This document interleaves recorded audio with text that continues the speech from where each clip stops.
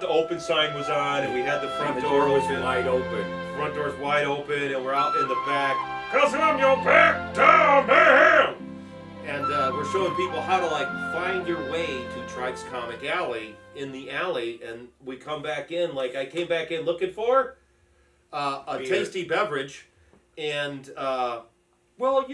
thinking about our boys in Gorecast, Johnny and Giz. This one's for you, boys. I come walking in the door. As soon as I come walking in the door, this entire clown car of a huge family of parents, kids, grandparents, aunts, 13 people. All these kids came running in. So many kids. I think there was 5, but it seemed like 12. Look at G.I. Joe right Uh-oh. There you go, little fella. Follow the Hobbit's finger. He's the Hobbit, by the way. That's the biggest Hobbit you'll ever see in your life. And it's funny because we're very excited. And the subject of today's show is heavy metal. Yeah, so of course we have a bunch of kids in the store. Yeah, of course we got kids here because if you're not familiar with Heavy Metal Magazine, it is wall to wall. Heavy metal babes, all kinds of chicks. We got some boobage in here. Oh, come on. It's heavy metal. It's heavy metal. There's got to be boobage in here. Oh, come on. Well, then they have full frontal nudity too. For men. Well, that's, Yeah, it's European. So they've got all that into it. There we go. No, but we got a little bit of, bottomless. Bottomless is good. We like bottomless. Yeah. Bottomless. But we got some lesbian. Oh, yeah, there we go. All right. So, Heavy Metal Magazine, super violent, by the way. Super violent. Very violent. Graphic. Beautiful. We will later on the show. Many different. We'll get into flipping through some of these and looking at some of this stuff. All through the years.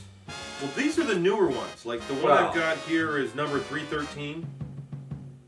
So this is one of the newer ones. So let's see. That's from. Let's take a look. And these comics are for sale here at Trike's Comic Alley, located in Delavan, Wisconsin. Come on down to Delavan, Wisconsin, and check out Trike's Comic Alley in the basement of Bradley's. That's right, in the basement of Bradley's. Oh, yeah. This is from 2012 or 2021. So this is the newer one, and then these are the older ones. Well, this is from 2006. Now, for you and me, this doesn't seem old. No. But for anybody else, been around since what, the 70s? Oh yeah. Well, where did it start, in France? Metal Hurlant. Metal Hurlant, yeah. So it's sexy. See, now in the older issue, we didn't have to look far. We're only 3 pages in. Yeah, right. Oh yeah, that's fantastic. Yeah. Beautiful. Well, we love it. Oh hey, and we got Media Blasters with Fruits Cup. Ah, my goddess. Fruits Cup. Yes, Fruits Cup with a nice butt shot. There's a really nice butt shot. I will remember to try to get that skin in a cup of fruits. Fruits Cup. What could they be talking about? I've heard of Fruits Basket. Peaches? Hey-o. Peaches. Fruit basket. So anyway, guys, today we really... Oh, look at all this. All this beautiful Yeah, they were artwork. heavy on the... Gorgeous babes. The booby ads. Of course, when you were a young man, it was... Yeah. That was the thing. My father, any convenience store, 7-Eleven, gas station.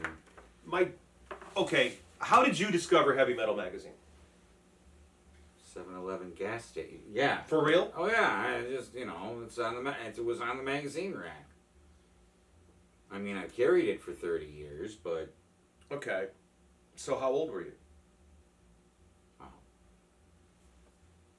I don't know. Probably around 16. So I think I started seeing heavy metal. I was 11. Yeah. 11 or 10, something like that. And I started to see that because that's when I started going to comic book stores.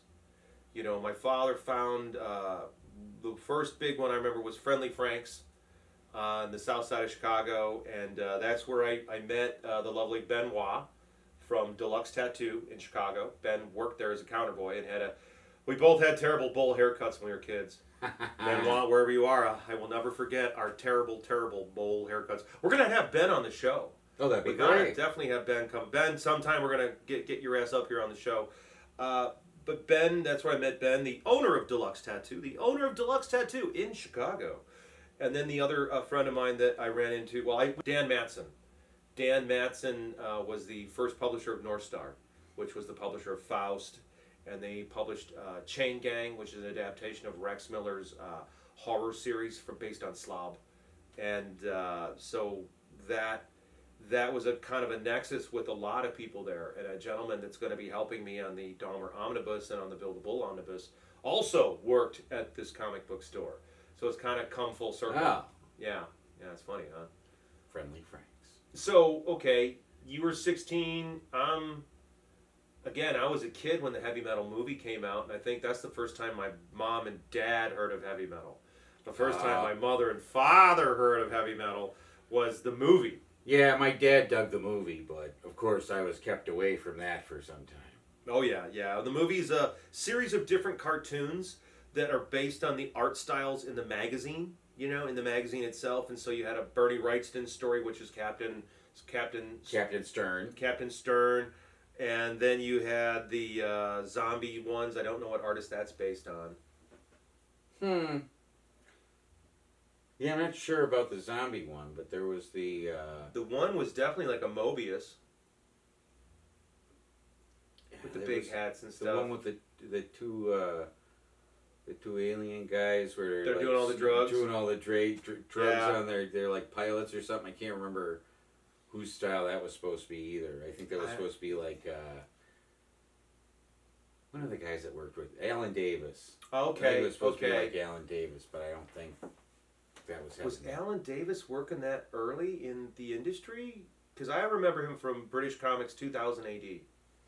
And yes, for the folks at home, I am going to cut to this stuff. Conflating the characters. I am going to cut to these art, like, for people at home. So if you're watching going, show the art, we're going to get there. We're going to get there. Yeah. Well, we're going to set up, and we're going to go through some of these books, too. We're going to go through the new heavy metal. We just kind of want to talk about the original first, because how can you talk about the new one without, like, what the legendary one was? Now, my father teased me about the heavy metal movie. He's like, you just want to see the tits. You just want to see them titties. Was he wrong? No. Okay. No. That's But not why I was watching even without titties, it would be a fantastic movie.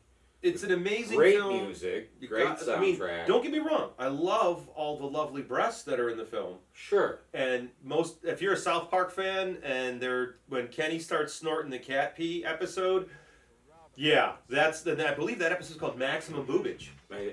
Something like that. Yeah, something like that. Maximum Boobage, I think. But yeah, total homage to the heavy metal movie. And my dad he teased me relentlessly, but I love the music, all the art styles. Most animation, when they would animate a comic book, it wouldn't be like the comic.